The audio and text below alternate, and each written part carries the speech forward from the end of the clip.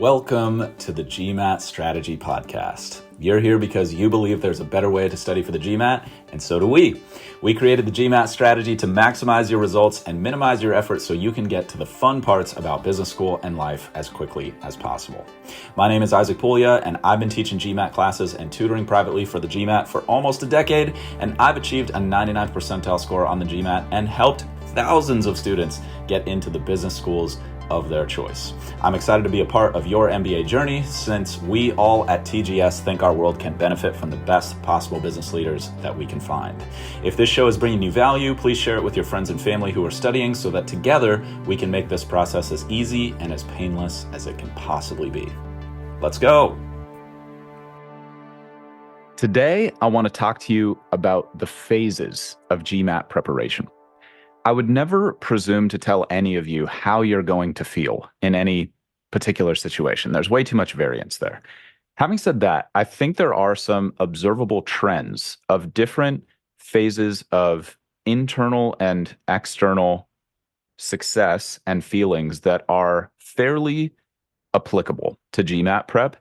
And while many of you might not relate to every single phase that I'm going to talk about here, my guess is most of you will relate to at least some of them. And my goal with discussing these is to talk about some of the common pitfalls, give you a couple keys to success, and then help you understand the overall trajectory of how it typically feels so that you can have a better idea of where you are in this process. And as a result, probably become more successful with it.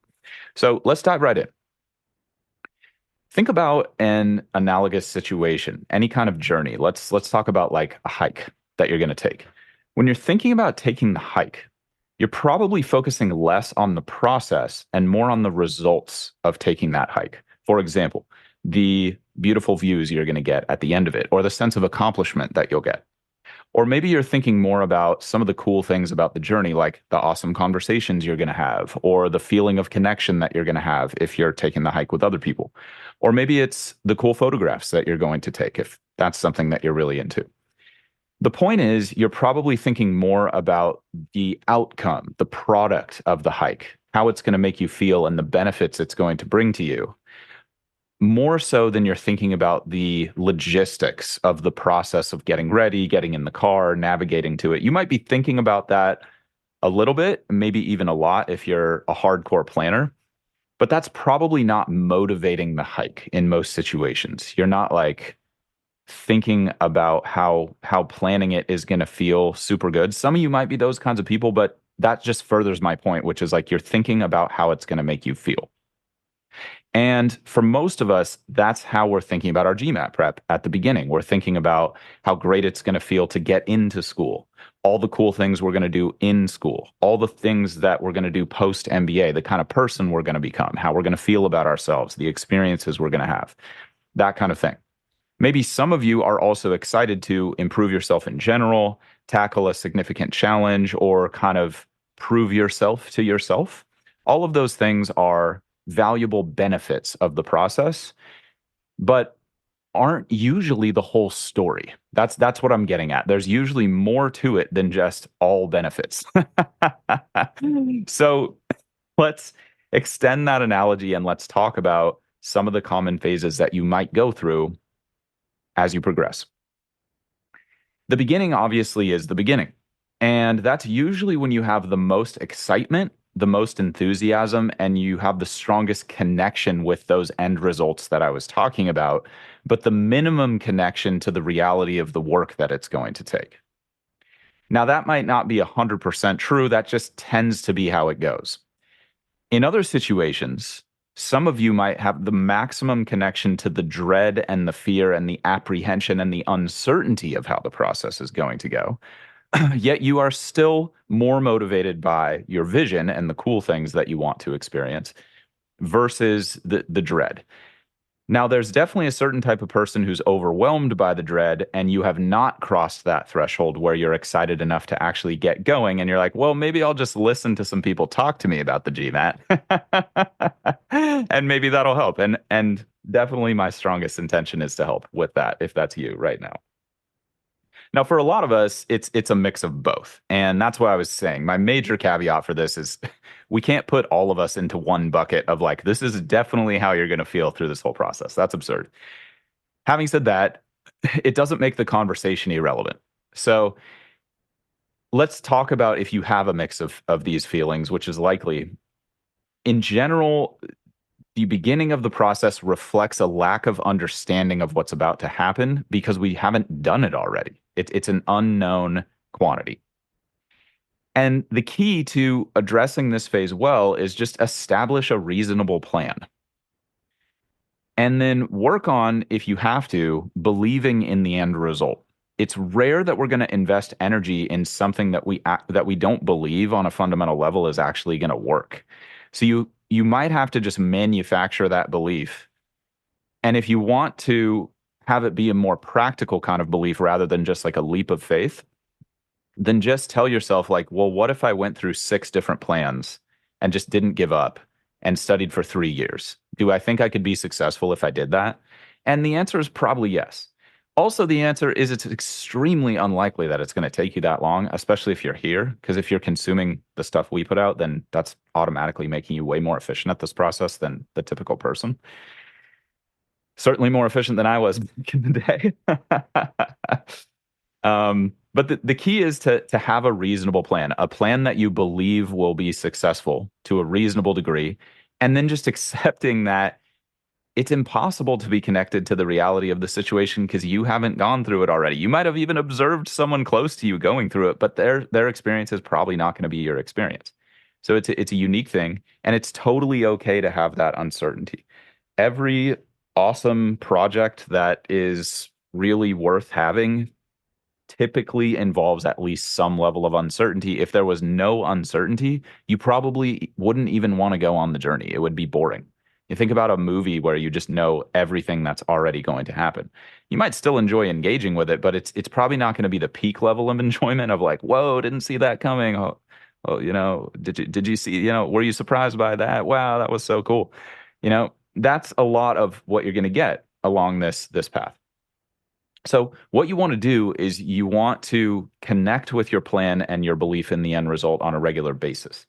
So that's where something like a simple vision board, which could just be like a note on your phone that has written out the things that you want to have happen from this process. It could be that simple, or it could be super elaborate with like photos taken from the internet and printed out and put on your refrigerator door. I mean, whatever's going to work for you, honestly, and everything in between. But the idea is to see it on a regular basis and just remind yourself, right, that's what I'm chasing. That's what's exciting to me about this process. And that way it's less likely you'll just get wrapped up in what's the right way to say this? The potentially boring and difficult repetitive nature of executing on the plan. So like making the plan is important, but executing the plan is just as important. Success is 100% the plan and 100% the execution. It's very difficult to be successful without both. So the other thing that'll help you with at the beginning is just accepting the reasonable amount of work that it's probably going to take. So that will just keep you closer, a more close connection to reality. So you're not just in fantasy land all the time of like, oh man, this is going to be so great. And usually the best plans, the best execution, and the most success comes from being connected to the truth of the situation. That's why a lot of us want to be data driven.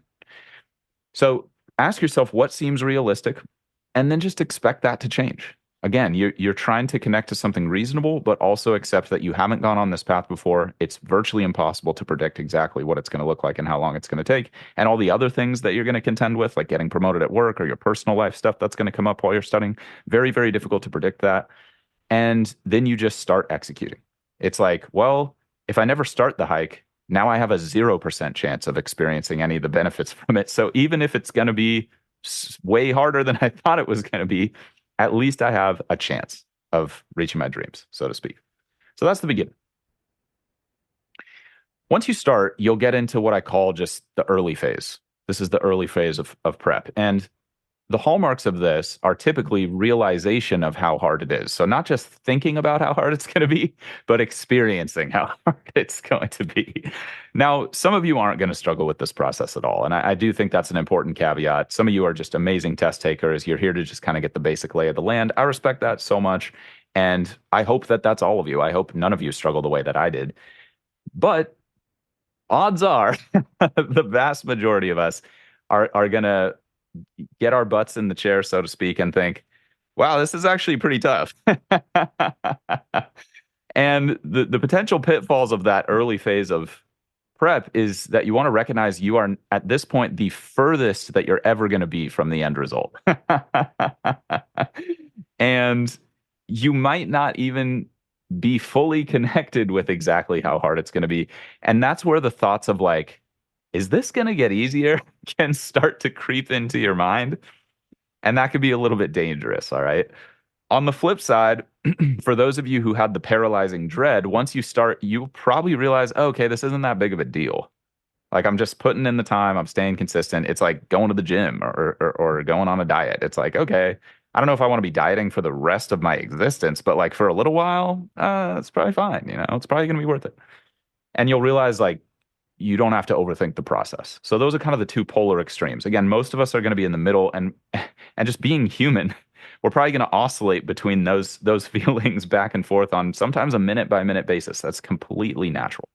So what is the key in this phase? The key is just work your plan. Just focus on executing well. The only way to get reliable data is to actually execute the plan. Otherwise, you're going to corrupt the data because you're going to be like, well, was it because I wasn't executing the actual plan? Now you can't even evaluate the plan. You're not even running the play. How is it the play's fault? It's not. It's your fault now. So you don't want that. For those of you who are entrepreneurs, you might recognize this as like the push through or pivot point. Some of you might be intrapreneurs. You're innovators within your current companies, or you have a lot of control over certain projects or teams. Should we push through with this hire? Should we pivot to another hire? Should we push through with this initiative? Should we pivot to another initiative? Obviously, the whole breadth of that decision-making process is beyond the scope of this podcast. But the simple basics of how you want to think about that for our purposes here today is you want to push when the data is showing you that you're making real progress. And the key there is you want to be focusing on the leading indicators. You're probably not going to have lagging indicators at this point. Like you're probably not going to be able to take a practice test early and like see the score go up. It's just too soon. It's like going out and becoming a farmer and you're going to plant some seeds and then you're going to dig them up 3 days later to see like, are we getting any traction here? Like you're going to mess up the whole process if you do that. So some amount of patience here is required, but you don't have to be flying blind at this point. Leading indicators are like high quality study hours you've invested, lessons you've completed in your particular program, chapters of books that you've truly learned. Make that your leading indicator. Not just what did I cover, but what did I learn? What do I actually recall from that? All right. And I've got a lot of instruction about high quality review processes in last week's episode and many of the past week's episodes. So if you haven't listened to those, highly recommend. I'm not going to go deep on here just because I don't want this to become too repetitive.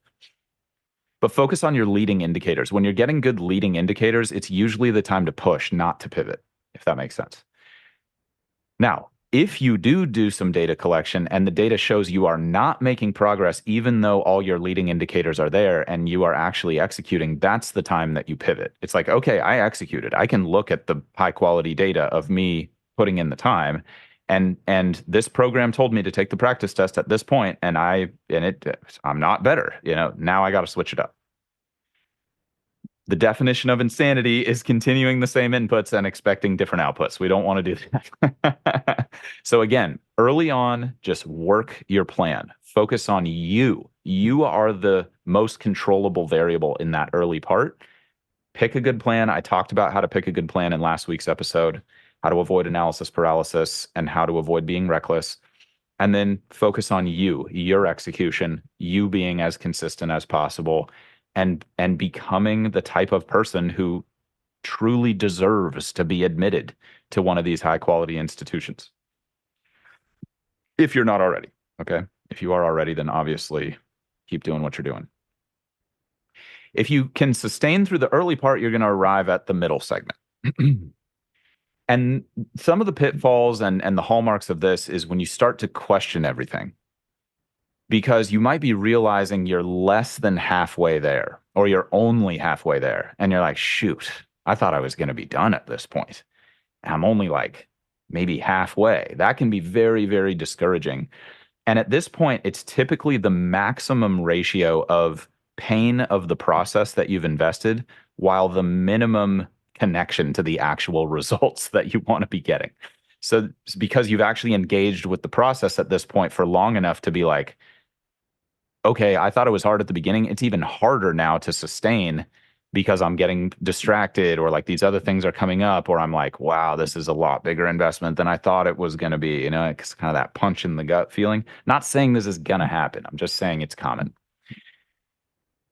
On the flip side, you might realize you enjoy it. Maybe you were that person who had the dread, and then you get into a rhythm and you're like, oh, this actually isn't that bad. And then you're like, whoa, I'm actually executing on this. I'm getting better. Like, yeah, it's going to take a while, but like I'm finally over this paralyzing fear. You know, that's kind of the other extreme.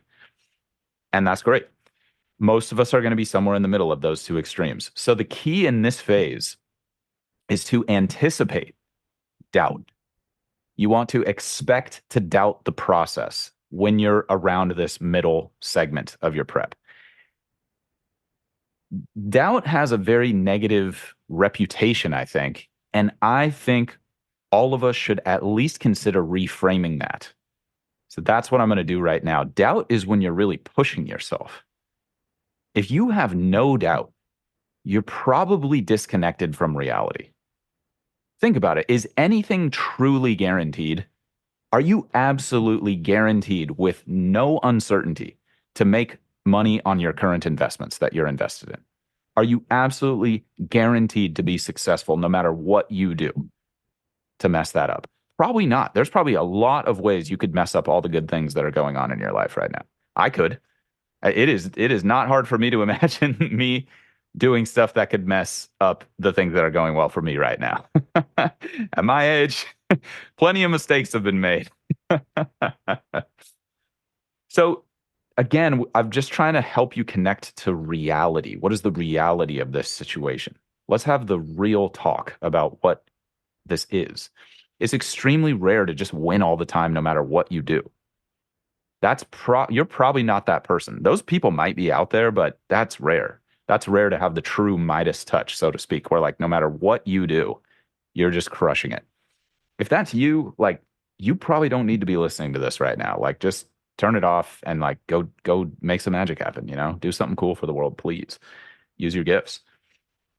The key here is expect doubt and embrace doubt.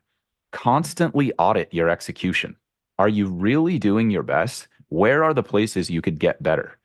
Don't be relying on other people to give you feedback to do that. Give yourself your own feedback. Go back to last week's episode if you don't have a productivity measuring system. Last week will give you a great step-by-step system, or maybe it's 2 weeks ago. Sorry, everybody. Within the past 2 weeks, I have run through a very simple systematic process that you can use to collect data on yourself and just know you'll be able to look at the scoreboard. Am I actually executing well? If you don't have that, then that's dangerous. Okay, now you're really flying blind. You're flying without instruments, and you know that's usually how you crash the plane. And you want to just be checking your leading indicators on a consistent basis. And then you want to balance that doubt with belief in your system. So you want to remind yourself, okay, if I have a good system and I have good execution, it's very likely I'm going to win eventually. I might not be able to predict exactly when I'm going to win, but like if I have a little bit of doubt, that's healthy. Some of you might know who Ray Dalio is. He's the founder of, I believe, the largest hedge fund in the entire world. I think it's called Bridgewater Associates. Very, very successful investor, HBS alumni. Alumnus? Sorry. Sentence correction's gone, everybody. Hopefully I'm off the hook for the grammar thing. Who knows? One of my favorite Ray Dalio quotes is, when you worry, you don't have to worry. He has a really interesting story that he tells about one of his biggest early failures, which led to the success of Bridgewater, which is he got overconfident. He thought every investment he was going to make was going to go great. He was betting against a major recession, I think, if memory serves, and then the recession actually happened. I don't think I'm getting the details of that right, but that's kind of the scale of his failure. He had to basically lay off all his staff. He was completely broke. He had to, I think, move back in with his parents after being like a pretty successful financier. So, imagine you're getting some wins, you're winning, everybody's like, "Oh, you're the man, Ray." And then all of a sudden it's like, "Whoa, you really fell off," right? Imagine how that feels. He said that pain was one of the most valuable things he ever went through because he realized he needed a system to never have that happen ever again. Too much was at stake. So he then wrote a book called Principles where he details his system. It's very good, highly recommended. I gave you the simple system that I've seen work for most GMAT folks. And then, of course, you're more than welcome to expand upon that with people like the Ray Dalios. Some of you might be familiar with Steven Schwartzman. He is the co-founder of Blackstone, which I believe is the largest manager of alternative assets in the world. I might be wrong about that. Basically, they're a massively successful private equity fund. Let's call it that way. And he talks about worry always being a very liberating activity. And that worry allows you to articulate the downsides and the risks so that you don't lose money. And that's one of his major theses. And he has a very similar story to Ray where he failed with a major investment.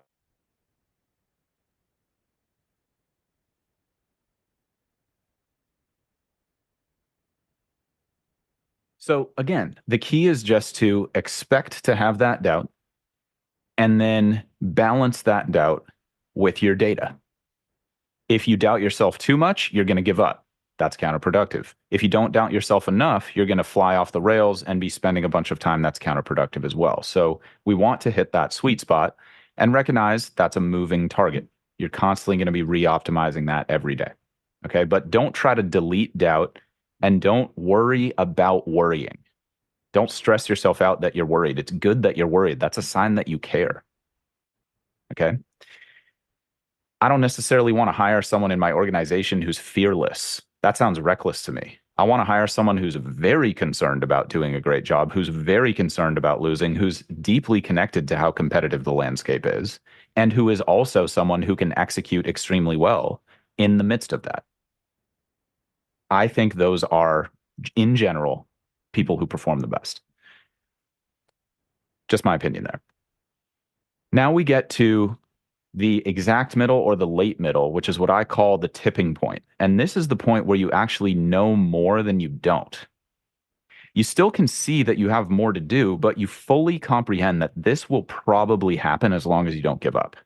You start to get a lot more confidence. And the ratio of investment to return starts to go down. So you start to connect more with the end result because you have the data to believe. Like when you take a practice test, you recognize more stuff than you don't. You're right more often than you're wrong. That might not be the case when you're first starting out. When you're first starting out, you might be right 10% of the time, right?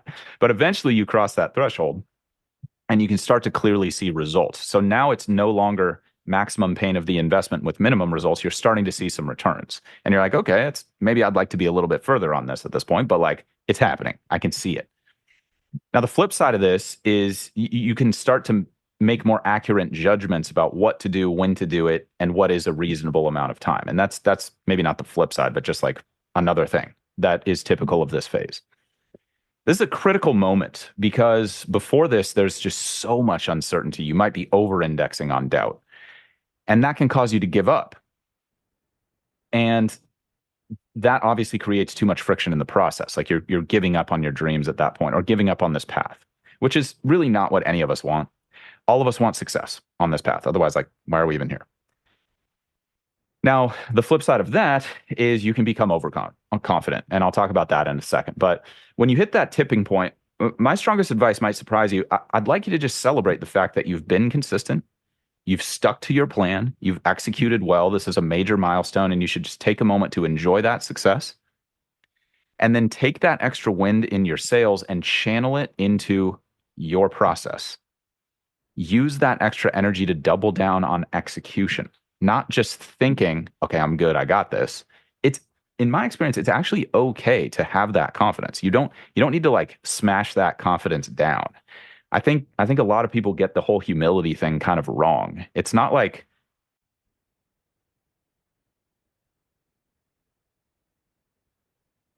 humility doesn't mean just deleting your confidence. Humility means you recognize that failure is possible, that you can still get better. I don't see a problem with people feeling confident, celebrating themselves, feeling great, as long as you continue to execute on the things that got you there and continue to improve. Like feeling good is awesome. At the end of the day, most of us want that. That's the reason we're doing all this stuff in the first place. So you don't have to suppress that. Instead, you want to build up your commitment to the process, recommit to being an even better executor, continue to audit and continue to embrace doubt. What happens if I mess this up? I'm confident now that I'm going to be successful, but what are the ways I could mess this up? Let me get ahead of that. Let me make sure I don't do that. Let me make sure I don't get soft with my scheduling. Let me make sure I stay committed to getting up on time and going to bed on time. Like those simple daily disciplines that create the success. That's it. Very simple. When you survive that tipping point, you'll get to the what I call the middle late stage. Again, the biggest pitfall here is just overconfidence, losing touch with what got you there, and then getting distracted by other things because you're like, oh, whatever, the GMAT thing, I'm making progress. It'll be fine. I can just back burner this. And now I can finally go out and party on Saturdays or whatever. It's like, yeah, probably not. Probably not ready for that yet. You can celebrate when you're done. Fully celebrate, that is. This is super dangerous because you can start to lose traction. You can start to backtrack, fall off if you're not following the process, etc. The key at this point is to magnify your doubt. So not just embracing it, but growing it. How do I know I'm going to follow through? Am I just as committed to this now as when I started? Again, you don't have to destroy your confidence or like,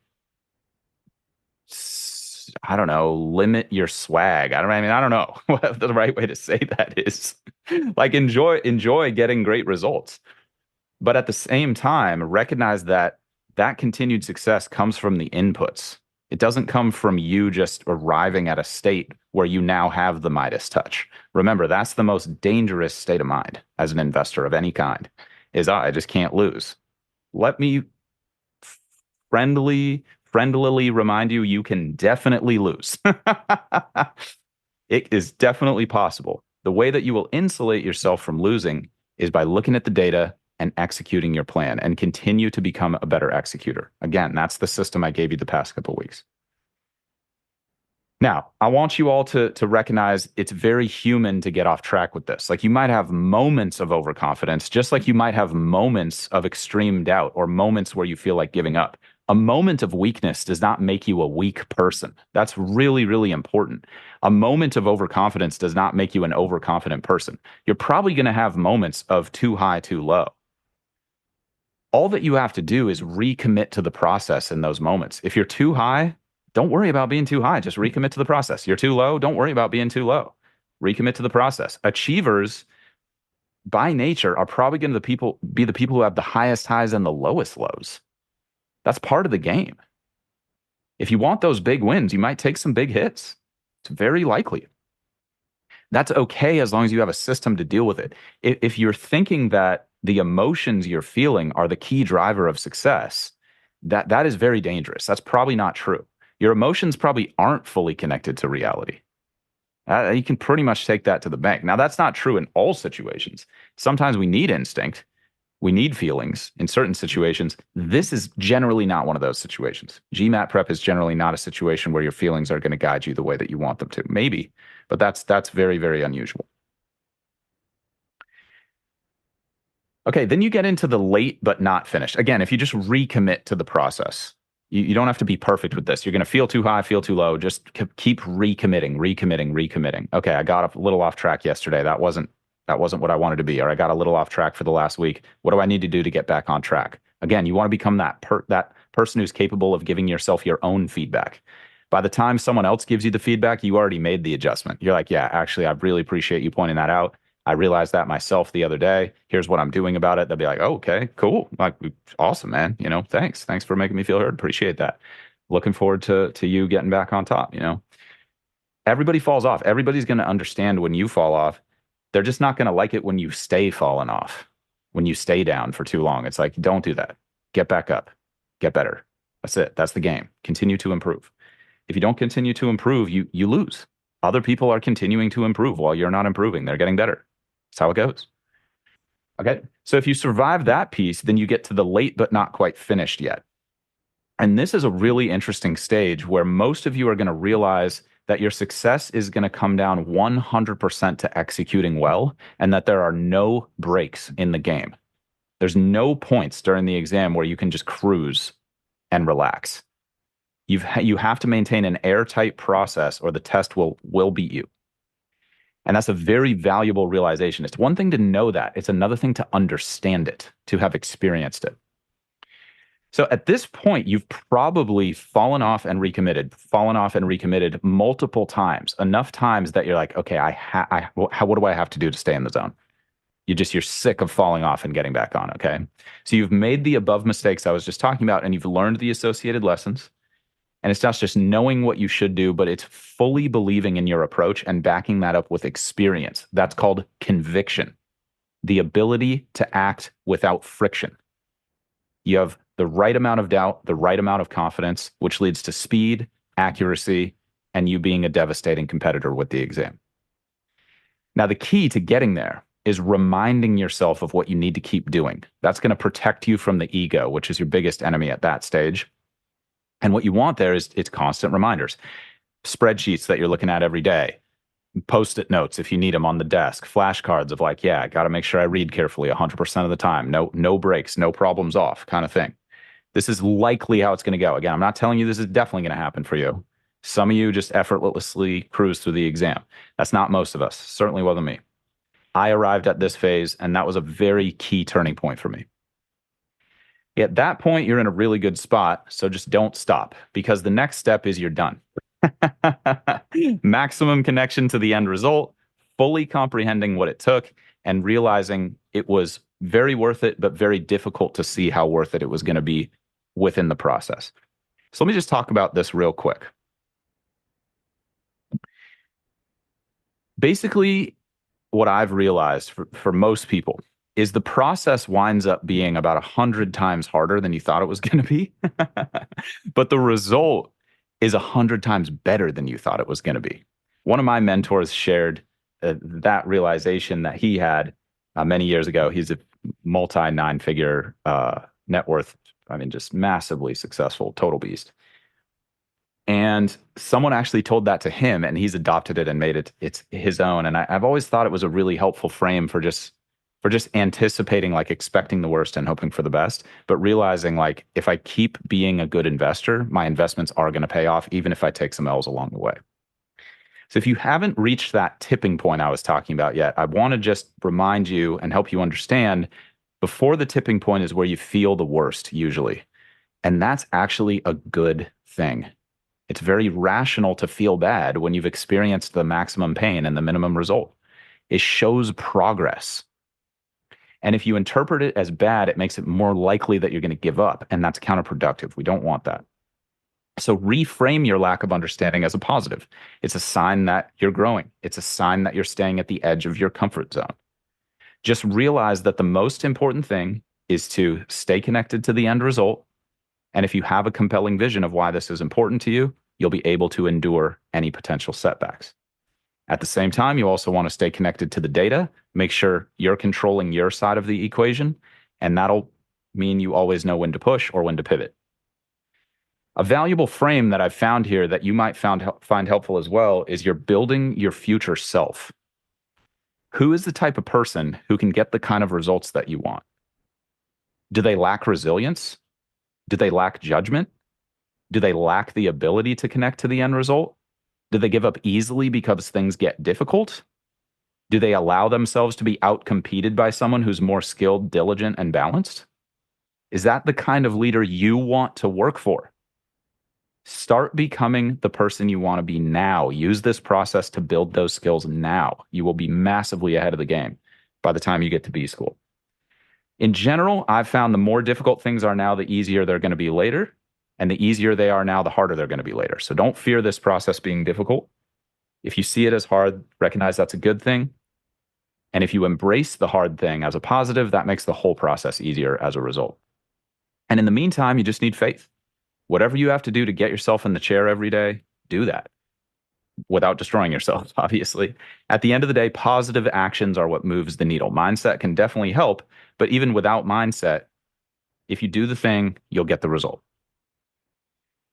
One of my coaches always loves to say, you don't have to love the work, Isaac. You just need to crave the end result so much that the work becomes irrelevant. That's what I'm going to leave you with today, everybody. Wonderful to be with all of you. Stay positive and stay consistent. I'll talk to you all soon.